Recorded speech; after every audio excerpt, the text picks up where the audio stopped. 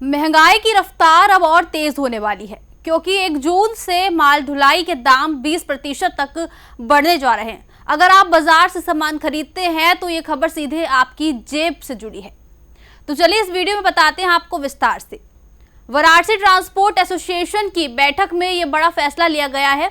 इसमें तय किया गया है कि 1 जून से माल ढुलाई के नए रेट लागू किए जाएंगे। देश भर में रोज हजारों ट्रक सामान लेकर एक जगह से दूसरी जगह जाते हैं। इन ट्रकों से ही बाजारों में अनाज, सब्जियां, किराना सामान और घरेलू वस्तुएं पहुंचती हैं।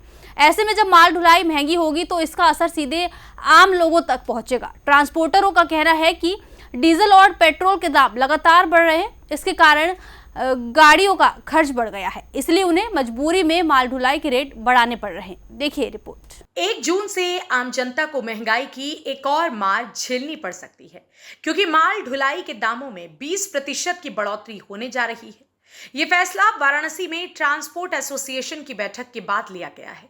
ट्रांसपोर्टरों का कहना है कि लगातार बढ़ते डीजल और पेट्रोल के दामों के कारण पुरानी दरों पर माल ढुलाई करना अब संभव नहीं रह गया। ईंधन की बढ़ती कीमतों ने उनके खर्चों को काफी बढ़ा दिया है, इसलिए उन्हें मजबूरी में एक कदम उठाना पड़ रहा है। हर दिन वाराणसी से देश के अलग अलग हिस्सों में हजारों ट्रक खाद्य सामग्री, अनाज, सब्जियां और रोजमर्रा की जरूरत की चीजें लेकर जाते हैं। ऐसे में माल ढुलाई महंगी होने का असर सिर्फ ट्रांसपोर्ट सेक्टर तक सीमित नहीं रहेगा, बल्कि इसका सीधा असर आम लोगों की जेब पर पड़ेगा। महोदय देखिए, 1 जून से अगर रेट बढ़ा तो ठीक है, अदरवाइज 1 जून से हम लोग चक्का जाम और हड़ताल जरूर करेंगे क्योंकि अब जो है सहन शक्ति लगभग खत्म हो गई, छीड़ हो गई है। जो है अब घर से ही सब जा रहा है, बस क्योंकि पुराना काम होने की वजह से जो है हम लोग अभी किसी तरह इसको खींच के लिए चल रहे हैं, बट अब वो जो है हमारी क्षमता नहीं रही। तो 1 जून से अगर बढ़ता है तो ठीक है, अदरवाइज जो है फिर आगे का विचार विमर्श किया जाएगा। अब व्यापारियों से यही है सर कि व्यापारियों से 15 से 20% की बढ़ोतरी किया जाएगा इसमें। अब अगर पार्टियां नहीं करती है तो हमारे आने वाले समय के लिए दिक्कत की चीज़ है, हम उनका सर्विस नहीं दे पाएंगे। यही लहरतारा ट्रांसपोर्ट नगर में लगभग 250 से ज़्यादा ट्रांसपोर्ट है। पूरे भारतवर्ष से यहाँ गाड़ियाँ आती हैं और यहाँ से जाती हैं, तो बहुत प्रभावित है।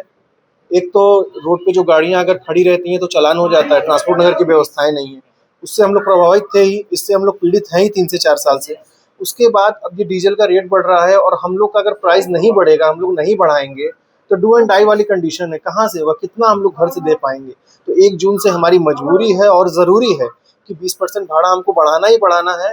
और जो पार्टियां नहीं देंगी उसका हम लोग पूरा प्रयास करेंगे कि उस पार्टी का, उस कंपनी का, उस डिपो का कोई ट्रांसपोर्टर काम ना करे।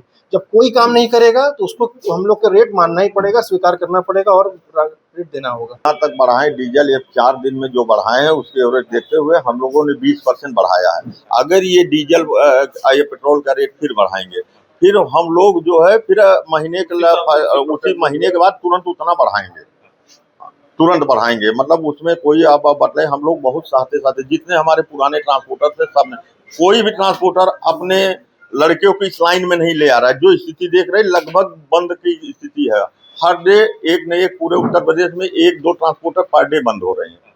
ये स्थिति को देखते हुए 1 पैसे के मार्जिन, चूंकि इतना दिन से हम लोग व्यवसाय करते आ रहे हैं, झेल रहा हूँ। और हर जगह जहाँ जरूरत होगी सरकार आएगी, जबरदस्ती 2 डंडा मारे कह ले चलिए गाड़ी को। ये करना सरकारी कार्य में हर काम हमारे ट्रांसपोर्टर उनका सहयोग करता है, लेकिन मैं डेली जो है यही सड़क पे गाड़ियों हमको न रहने के लिए ट्रांसपोर्ट जगह दिया न कुछ दिए हैं, और रोज कम से कम मेरी 200 गाड़ियां यही लहरतारा में चालान कर देते हैं। जैसे कि 100 रुपये प्रति लीटर अगर डीजल जा रहा है तो 20 से 25% भाड़ा बढ़ने का अनुमान है, और इसको बढ़ाया भी जाए क्योंकि हर ट्रांसपोर्टरों को दिक्कत हो रहा है।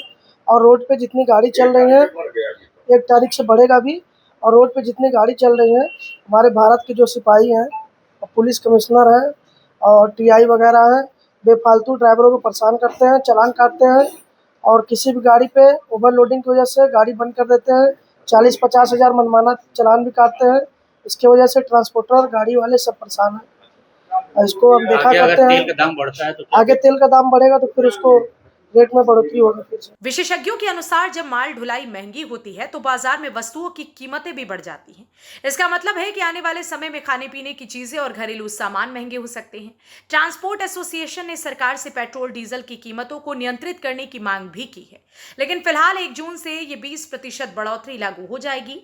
सरल शब्दों में कहा जाए तो ये फैसला महंगाई को और बढ़ा सकता है, जिसका सीधा असर आम जनता के मासिक बजट पर पड़ेगा। पश्चिम एशिया में हो रहे तनावपूर्ण हालात के बीच भारत में पेट्रोल डीजल के दामों में लगातार बढ़ोतरी देखने को मिल रही है। ऐसे में पेट्रोल डीजल के बढ़े हुए दामों से अब आम आदमी प्रभावित होना शुरू हो चुके हैं।